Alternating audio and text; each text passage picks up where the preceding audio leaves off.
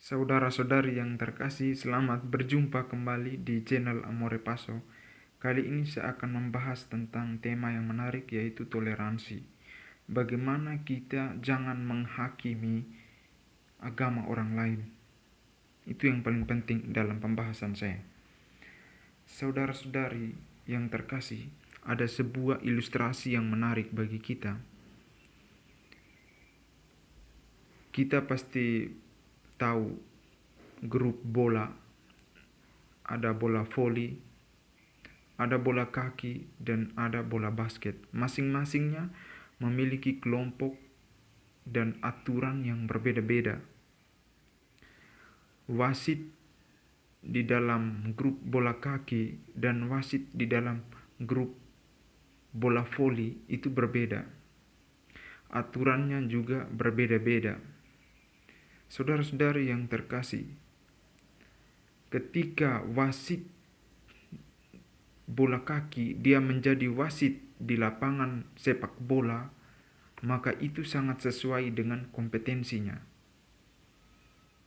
Dan demikian juga wasit bola voli menjadi wasit di lapangan bola voli atau saat pertandingan bola voli, maka itu sangat benar karena sesuai dengan kompetensinya. Namun sayang, ketika kita memindahkan wasit bola kaki menjadi wasit bola voli atau sebaliknya, wasit bola voli menjadi wasit bola kaki, maka semua permainan dan aturan-aturan yang telah dilakukan dari masing-masing grup itu menjadi keliru atau salah. Seorang wasit bola voli ketika dia menjadi wasit bola kaki, maka semua permainan bola kaki yang dilakukan dengan menendang itu adalah pelanggaran. Demikian juga jika wasit bola kaki ditempatkan di lapangan bola voli dan ia menjadi wasit bola voli, maka ia akan menilai semua permainan bola voli yang menggunakan tangan itu keliru. Itu namanya handsball. Maksud saya begini, saudara-saudari yang terkasih, saya mau mengatakan bahwa kita tidak bisa menilai kebenaran dalam agama orang lain. Kalau misalnya saya sebagai orang Katolik nih, saya tidak bisa menilai kebenaran dalam agama Islam, dalam agama Hindu, agama Buddha, dan lain sebagainya. Saya tidak bisa menilai kebenaran itu karena saya sebagai orang Katolik yang mendalami prinsip-prinsip aturan dan agama Katolik, ketika saya menilai agama lain dari perspektif saya sebagai orang Katolik, maka semua yang dilakukan teman-teman dari agama lain itu keliru. Demikian juga sebaliknya. Maka saudara-saudari yang terkasih, saya mau mengatakan bahwa jika kita sebagai agama Katolik atau kita sebagai orang-orang Katolik yang percaya kepada Kristus atau orang-orang Kristen, maka kita tekuni agama kita, pelajari agama kita, dan dalami agama kita, sehingga kita benar-benar mengetahui aturan, mengetahui isi kitab suci, mengetahui siapa itu Yesus, sehingga kita bisa semakin toleran di dalam kehidupan bermasyarakat. Saudara-saudari yang terkasih, seringkali kita mendengar di YouTube atau di media sosial, orang sering mengujarkan kata-kata kebencian atau ujaran kebencian atau kata-kata yang tidak mengenakan atau mengganggu agama lain atau menghina agama lain atau mengejek agama lain. Sebenarnya itu tidak perlu. Karena di dalam Alkitab sendiri, Yesus sendiri mengajarkan bahwa kita harus menghormati orang lain. Yesus hadir di dunia ini, dia makan bersama dengan orang yang berbeda dengan dia. Dia bergaul dengan orang-orang atau kelompok-kelompok Yahudi. Dia tidak mengambil jarak, dia bergaul dengan orang-orang yang bermusuhan dengan dia. Jadi saudara-saudari yang terkasih, saya mau mengatakan kepada kita semua orang-orang Kristen Katolik khususnya, kita harus membangun hidup toleran bersama dengan agama lain atau bersama dengan orang yang berbeda agama. Dan toleransi itu tidak dibangun hanya dengan makan bersama atau bekerja bersama, berkegiatan bersama, tidak dibangun dengan itu, tetapi yang paling penting adalah kita harus mempunyai kasih.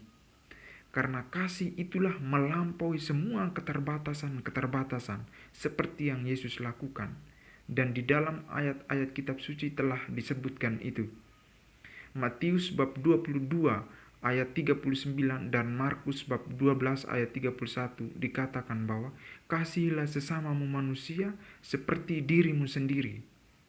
Matius bab 5 ayat 44, kasihilah musuhmu dan berdoalah bagi mereka yang menganiaya kamu. Kasihilah sesamamu manusia dan berbuatlah baik kepada mereka yang membenci kamu. Lukas bab 6 ayat 27. Dan Lukas bab 6 ayat 35 dikatakan, kasihilah musuhmu, berbuatlah baik kepada mereka dan pinjamkan dengan tidak mengharapkan balasan. Dan di dalam Yohanes bab 15 ayat 17 dikatakan, kasihilah seorang akan yang lain. Di dalam 1 Petrus bab 2 ayat 17 dikatakan di kalimat awal bahwa hormatilah semua orang. Dan 1 Petrus bab 4 ayat 8 dikatakan kasihilah sungguh-sungguh seorang akan yang lain. Ini mau dikatakan bahwa kita sebagai orang-orang yang percaya kepada Kristus, kita harus mempunyai kasih. Kasih yang tak terbatas yang ada di dalam diri kita, yang kita bisa bagikan untuk orang lain. Karena kalau orang Kristen atau orang yang percaya kepada Yesus mempunyai kasih, maka ia melihat sesamanya, ia melihat orang yang berbeda agama itu dengan kasih, maka ia tidak akan membangun permusuhan, atau ia tidak akan membangun penghinaan atau mengejek orang lain. Kalau kita melihat orang yang selalu berkonflik, selalu mencari musuh, itu tanda-tanda orang yang tidak mempunyai kasih dalam dirinya.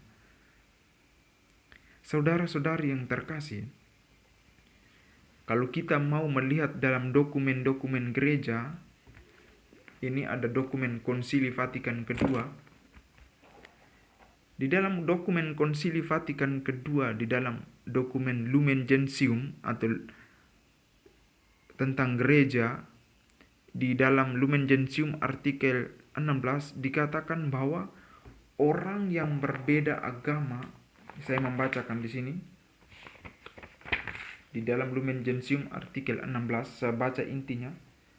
Sebab mereka yang tanpa bersalah tidak mengenal Injil Kristus serta gerejanya, tetapi dengan hati tulus mencari Allah dan berkat pengaruh rahmat berusaha melaksanakan kehendaknya yang mereka kenal melalui suara hati dengan perbuatan nyata dan memperoleh keselamatan kekal.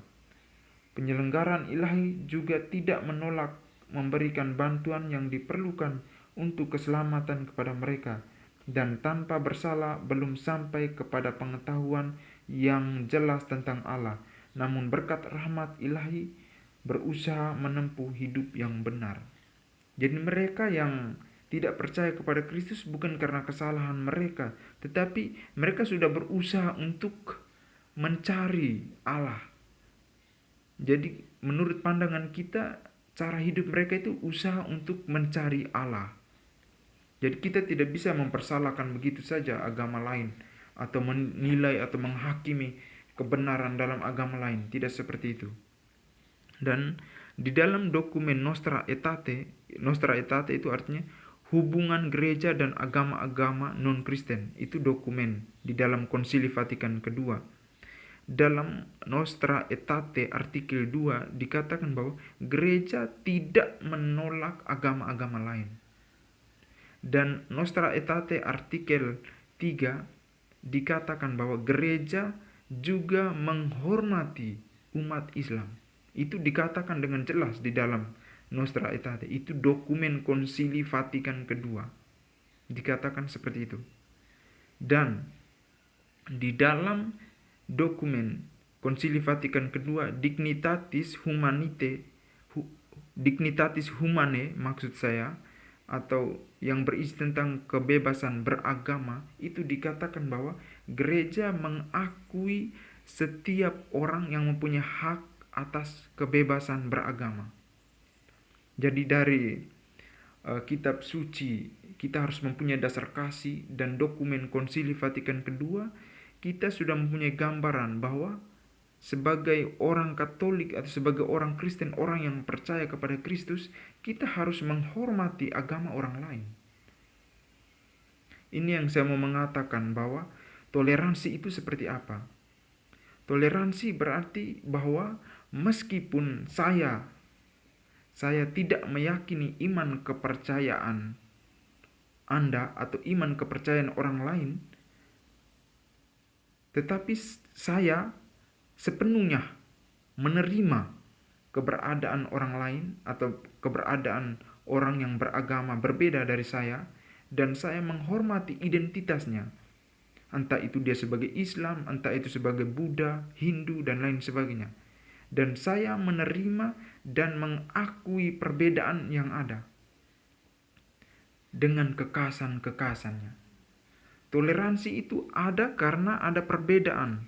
Bagaimana mungkin kita selalu berkoar-koar berbicara tentang toleransi tapi tanpa ada perbedaan? Toleransi itu muncul karena ada perbedaan, sehingga kita hidup saling toleran. Saudara-saudari yang terkasih, saya mau mengajak khususnya orang-orang yang percaya kepada Kristus atau orang-orang Kristen. Kita dalam konteks Indonesia memiliki beberapa agama, maka marilah kita membangun hidup kita sebagai orang Katolik yang atas dasar kasih. Dengan kasih kita akan menembus keterbatasan hidup kita. Dengan kasih kita dapat bergaul dengan sesama kita yang berbeda agama. Hormatilah agama orang lain, hargailah agama orang lain. Jangan kita mengejek, jangan kita menghina, atau jangan kita memfitnah. Kalau orang mempertanyakan iman kita, maka kita harus mempertanggungjawabkan, memberi jawaban. Kalau kita tidak sanggup memberi jawab, maka tanyalah kepada imam atau romo atau frater atau bruder atau suster untuk memberi jawaban atau pengetahuan tentang iman kita kepada orang yang bertanya. Semoga penjelasan ini bermanfaat bagi kita dan Tuhan memberkati.